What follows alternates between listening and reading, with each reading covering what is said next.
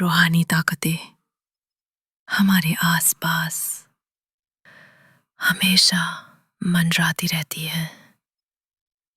इनकी एक अलग ही दुनिया होती है जो आंखों से तो नहीं दिखती, पर कभी-कभी महसूस जरूर होती है। ये कहानी है एक पुरानी हवेली की और उसके भटकते हुए भूत की। बहुत साल पहले इस हवेली में राजा महाराजा रहा करते थे, लेकिन अब ये हवेली वीरान और उजड़ी हुई है। उनके वारिस अब इस देश में नहीं रहे, सब विदेश चले गए। हवेली की हालत जर्जर हो चुकी है, दीवारें चटक रही हैं और हर कोना सन्नाटे में डूबा हुआ है। शासन की ओर से एक नोटिस भेजा गया और वारिसों में से एक लड़की इस हवेली में अपने बेटे के साथ वापस आई। उसका नाम था उर्मिला। उर्मिला एक विधवा थी। उसके पति की मौत एक दर्दनाक कार एक्सीडेंट में हो चुकी थी।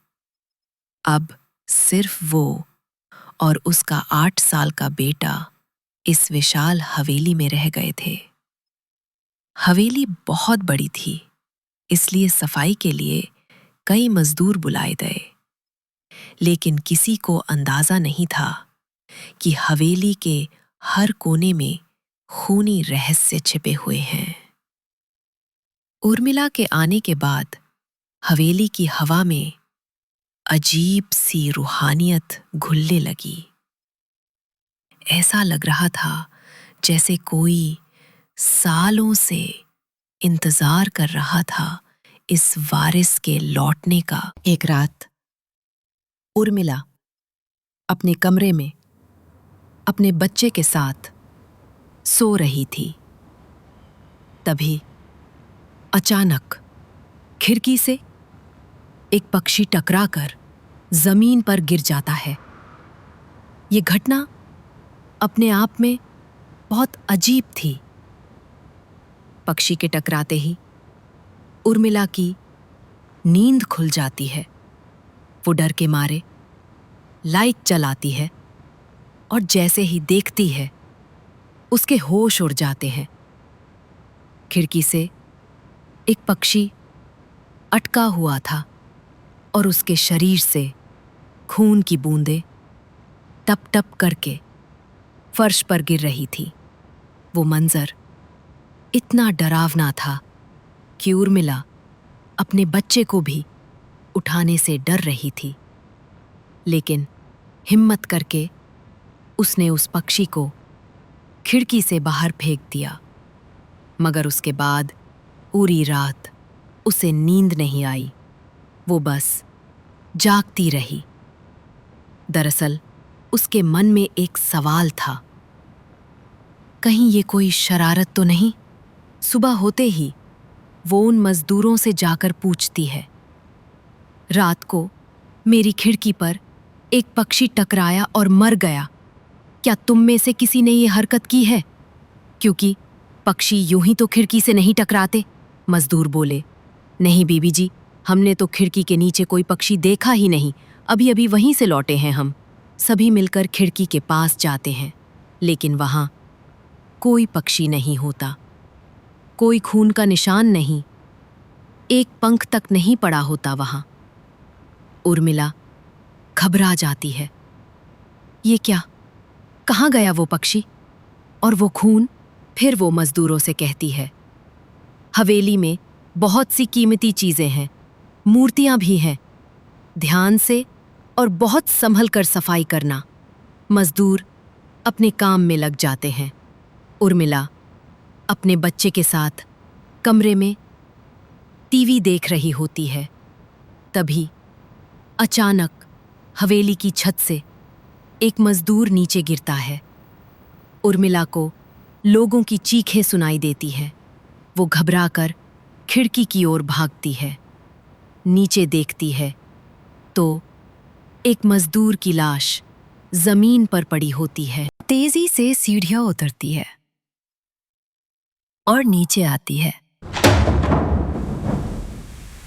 वो जानना चाहती है कि आखिर उस मजदूर के गिरने का कारण क्या था, लेकिन सबके जवाब अलग अलग होते हैं।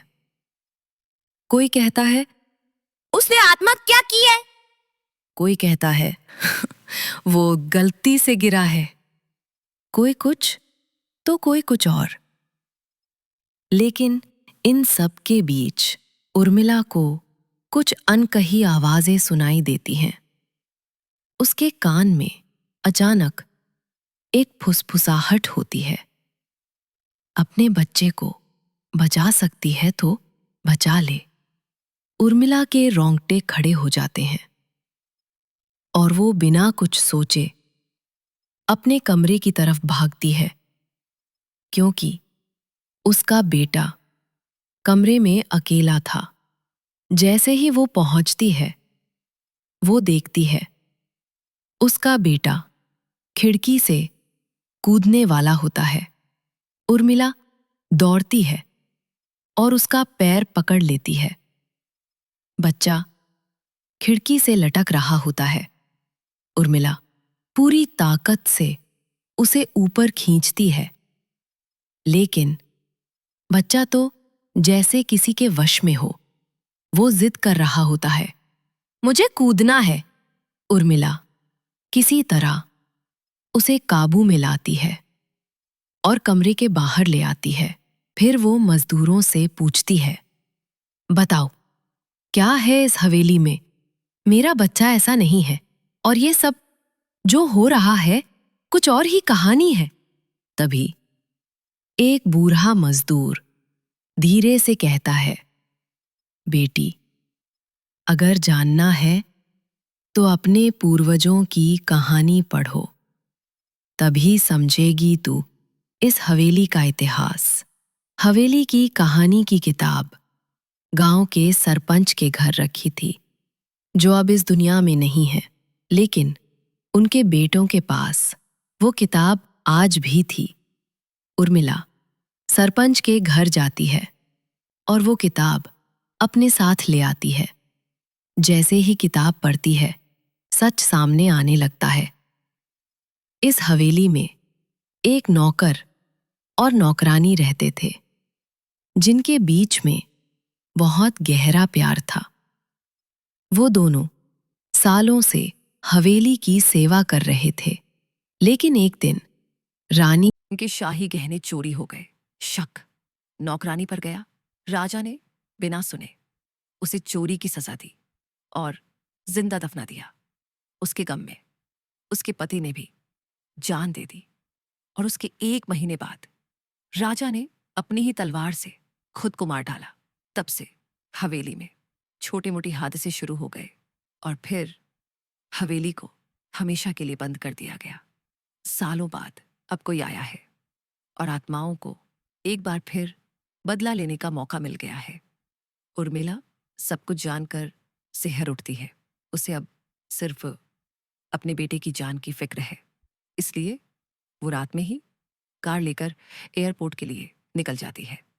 लेकिन रास्ते में उसकी कार का एक्सीडेंट हो जाता है। कार पलटकर उल्टी हो जाती है, लेकिन किसी को कोई नुकसान नहीं होता। उर्मिला अपने बच्चे को हवेली से बाहर निकाल लेती है और सुनसान सड़क पर भागने लगती है। तभी उसे दूर से एक कार आती हुई दिखती है। उर्मिला सड़क के बीचों बीच खड़ी हो जाती है और जोर जोर से मदद के लिए चिल्लाने लगती है। कार अचानक सामने आकर ब्रेक लगाती है। उर्मिला दौड़कर कार के पास जाती है और जब वो देखती है तो उसकी हिम्मत बढ़ जाती है, क्योंकि कार में एक पुलिस ऑफिसर होता है। हड़बड़ाहट में वो सब कुछ कहती है, रोने लगती है। पुलिस ऑफिसर उसे और उसके बेटे को गाड़ी में बैठाते हैं और गाड़ी रोड पर आगे बढ़ने लगती है। रास्ते में एक बूढ़ा आदमी सड़क पर धीरे धीरे चलता हुआ दिखता है। जैसे ही वो कार के सामने आता है, सड़क पर गिर जाता है। पुलिस ऑफिसर गाड़ी से उतरते हैं और देखते हैं वो बूढ़ा बेहोश पड़ा है। वो उसे गोद में उठाकर गाड़ी के पीछे की सीट पर बैठा देते हैं और फिर अस्पताल की ओर चलने लगते हैं। लेकिन तभी पीछे से उस बूढ़े का हाथ धीरे धीरे पुलिस ऑफिसर की गर्दन तक पहुंच जाता है। ऑफिसर छटपटाने लगते हैं और अचानक गाड़ी का ब्रेक लगाते हैं। गाड़ी रुक जाती है और ऑफिसर तेजी से अपनी गन निकालते हैं और बिना देर किए पीछे बैठे उस बूढ़े की तरफ गोली चला देते हैं। बूढ़े के सिर में गोली लगती है, लेकिन फिर भी उसकी मौत नहीं होती। उर्मिला और पुलिस ऑफिसर अब समझ चुके थे, ये कोई इंसान नहीं, ये एक भूत है। उर्मिला बिना वक्त गंवाए अपने बच्चे को लेकर गाड़ी से बाहर निकल जाती है और उसी वक्त पुलिस ऑफिसर भी किसी तरह भूत की पकड़ से छूट जाते हैं। तीनों अब सड़क पर दौड़ने लगते हैं। अंधेरे के बीच उन्हें दूर जगमगाती लाइट्स दिखाई देती हैं। पुलिस ऑफिसर कहते हैं, मैडम, वो सामने एयरपोर्ट है, जल्दी चलिए। उर्मिला अपने बच्चे को लेकर तेजी से एयरपोर्ट के अंदर पहुंच जाती है। अंदर पहुंचते ही उसकी सांस में सांस आती है, क्योंकि अब वो और उसका बेटा सुरक्षित थे।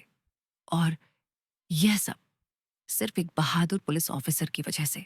लेकिन दूर वीरान हवेली में आज भी भूतिया ताकतों का आधिपत्य बना हुआ है, और इसी के साथ ये खूंखार, रूहानी और डरावनी कहानी खत्म होती है।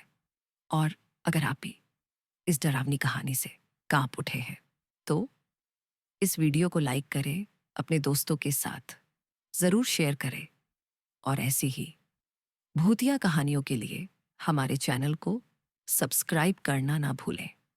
अगली बार हो सकता है डर आपके दरवाजे पर दस्तक दे।